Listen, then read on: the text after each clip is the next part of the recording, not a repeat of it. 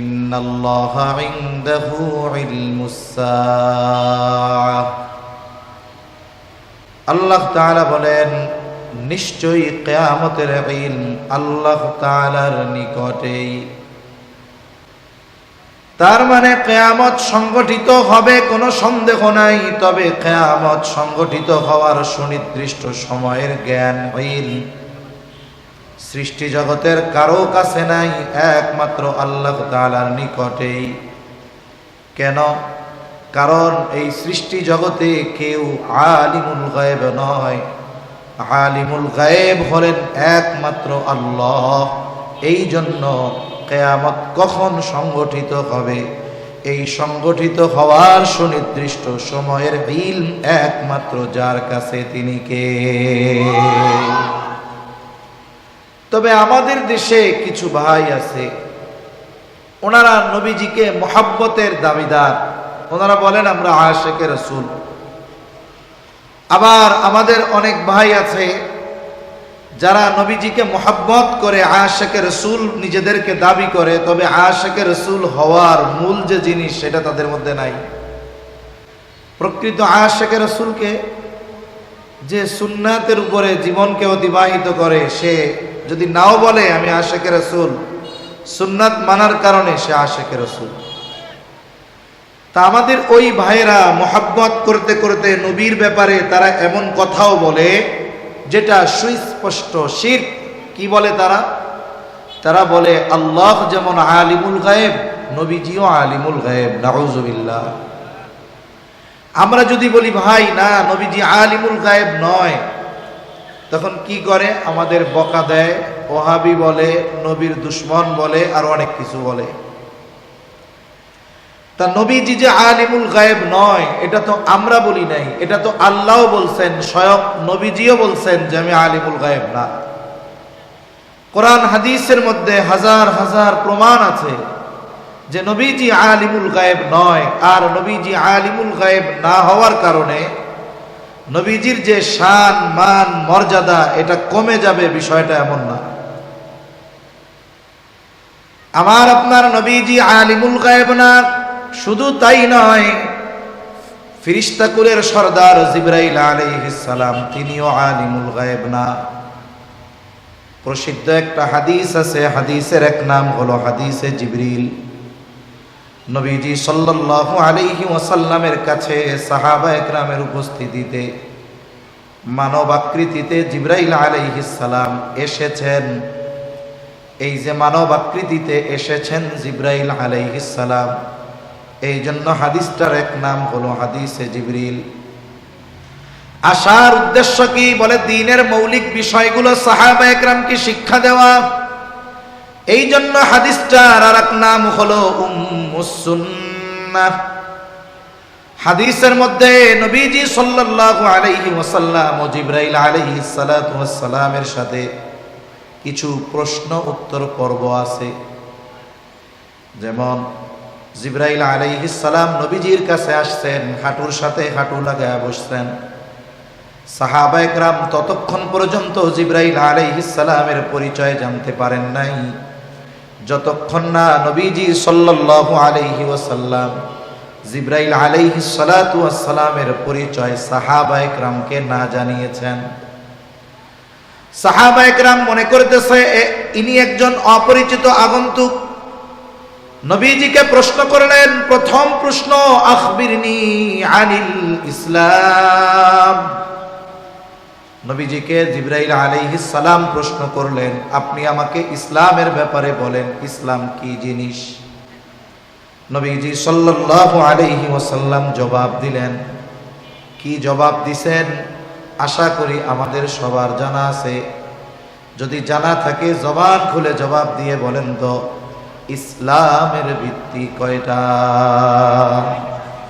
কয়টা? 5টা। নবীজি এই 5 বিষয়ের কথা বলছেন।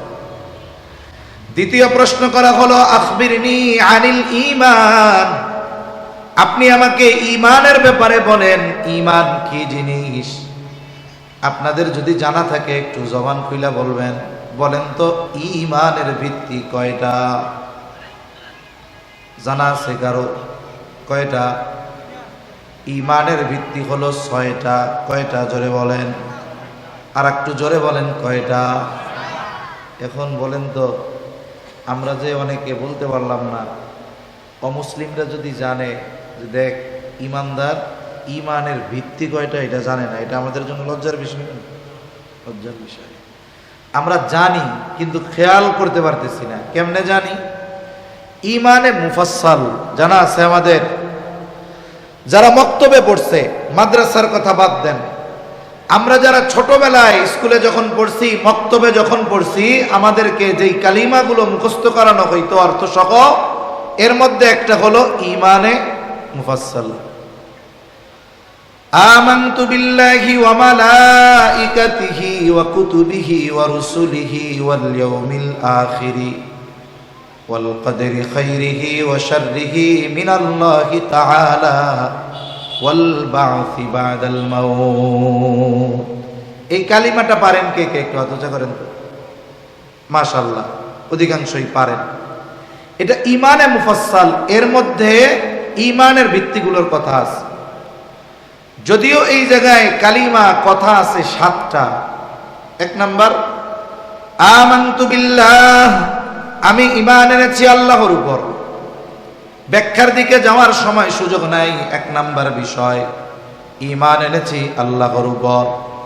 2 নাম্বার, ওয়া মালাইকাতিহি, আমি ঈমান এনেছি তার ফেরেশতাগণের উপর। 3 নাম্বার, ওয়া কুতুবিহি, ঈমান এনেছি তার নাজিলকৃত কিতাব সমূহের উপর। 4 নাম্বার, ওয়া রুসুলিহি, ঈমান এনেছি তার রাসূলগণের উপর।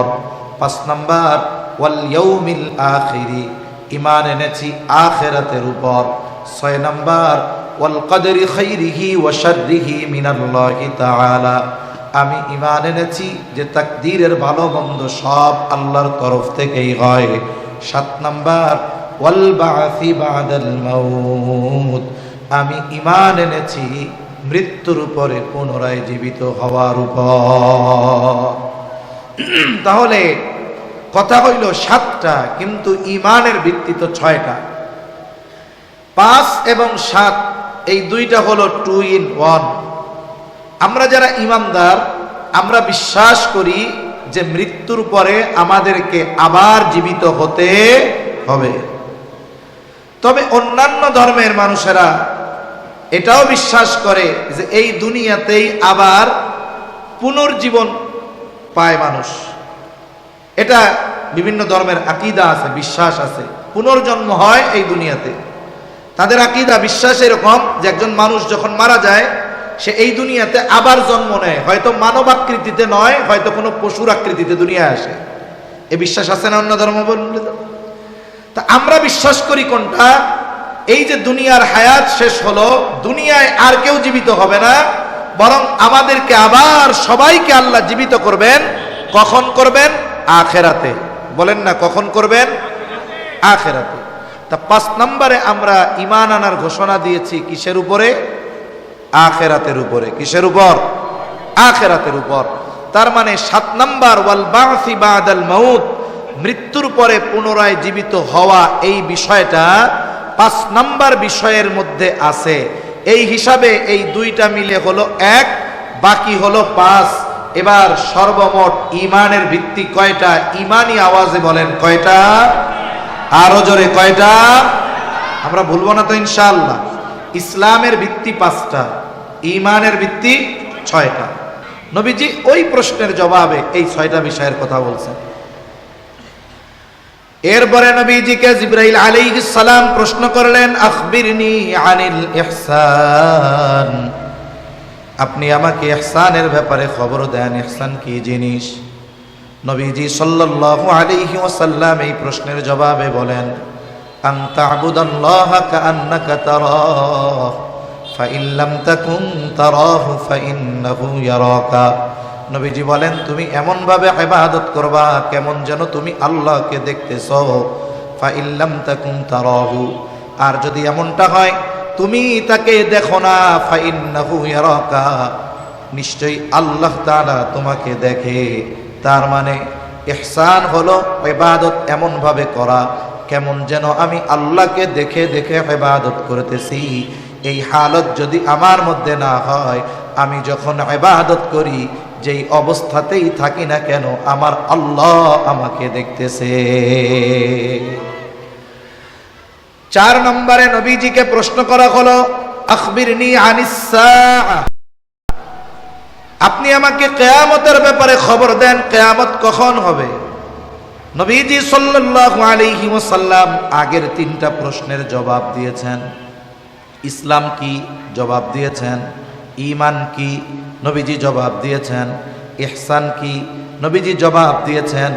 কিয়ামত কখন হবে, এই প্রশ্নের জবাবে নবীজি বলেন নাই অমুক দিন অমুক সালে হবে, বরং নবীজি এই প্রশ্নের জবাবে জিবরাইল আলাইহিস সালামকে বললেন মাল মাসউলু আনহা বিআলামা মিনাস সাইল। নবীজি বলেন এই ব্যাপারে যাকে প্রশ্ন করা হয়েছে তিনি প্রশ্নকারীর চাইতে বেশি জানেন না।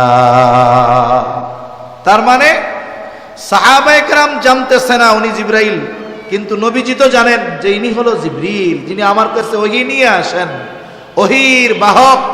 কেমন যেন নবীজি বলেন, আমাদের এক উস্তাদ বলতেন, নবীজি কেমন যেন বলতেছে, ভাই জিবরিল কিয়ামত কখন হবে তুমিও জানো না আমিও জানি না। তার মানে কিয়ামত সংগঠিত হওয়ার ইলমের ব্যাপারে তোমারও যা জানা আমারও তা জানা, তোমার চেয়ে আমি বেশি জানি না, আমার চেয়েও তুমি বেশি জানো না। তা জানাটা কি, কিয়ামত কখন সংগঠিত হবে আমরা কেউই জানি না। কিয়ামত সংগঠিত হওয়ার সময় একমাত্র যিনি জানেন তিনি কে? আল্লাহ। তবে নবীজি সাল্লাল্লাহু আলাইহি ওয়াসাল্লাম আমাদেরকে কিয়ামতের অনেক আলামতের কথা জানায় দিয়েছেন। আমি একটা হাদিস আপনাদের খেদমতে পাঠ করেছি। এই হাদিসের মধ্যে নবীজি সাল্লাল্লাহু আলাইহি ওয়াসাল্লাম 6টি বিষয়ের কথা বলেছেন। সহিহ বুখারীর হাদিস।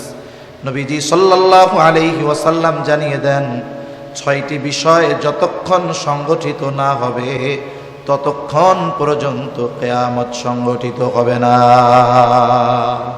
কয়টা বিষয়? 6টি বিষয় যতক্ষণ সংগঠিত না হবে ততক্ষণ কিয়ামত সংগঠিত হবে না। عن أبي هريرة رضي الله تعالى عنه قال قال رسول الله صلى الله عليه وسلم আবু হুরায়রা রাদিয়াল্লাহু তাআলা আনহু থেকে বর্ণিত রাসূলুল্লাহ সাল্লাল্লাহু আলাইহি ওয়াসাল্লাম বলেছেন লা তাকুমুস সাআতু হাত্তা ইউকবাদাল ইল। নবীজি সাল্লাল্লাহু আলাইহি ওয়াসাল্লাম বলেন কিয়ামত ততক্ষণ সংগঠিত হবে না যতক্ষণ ইলম উঠিয়ে না নেওয়া হবে। তার মানে কিয়ামতের আগে আল্লাহ তাআলা ইলম উঠায় নিয়ে যাবে।